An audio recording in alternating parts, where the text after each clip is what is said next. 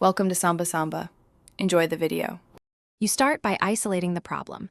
Probe one bubble with a utility knife to see if it's hollow or paint layer delamination. Once done, score around the bubble and gently lift the damaged paint. Save any loose flakes for inspection. Make sure to remove wallpaper remnants or peeling primer beneath.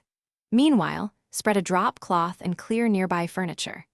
This fast, focused prep tells you whether you must patch substrate, reprime, or simply skim and repaint. It sets the stage for effective, long-lasting repair. After lifting compromised paint, cut back to solid material and remove any crumbling plaster or loose drywall paper. You want a firm edge. Next, apply a thin layer of patching compound or spackle, press firmly to fill voids, and feather the edges so the repair blends. Once dry, sand from 120 to 220 grit for a seamless transition, wipe away dust, and inspect for pinholes.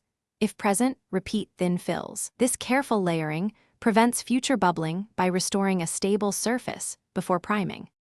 Now prime the repaired spot with a quality primer suited to the substrate, stain-blocking for tannins, breathable for plaster. Fully cover and feather beyond the patch so paint adhesion is uniform. Once the primer cures, apply the base coat, 1 or 2 thin coats matching sheen, allowing full dry times between coats. Make sure to ventilate. If bubbles reappear, it often means trapped moisture or a failing substrate. Test moisture levels and, if needed, remove back to solid material before repeating the process. Thanks for watching. Consider subscribing if we helped you.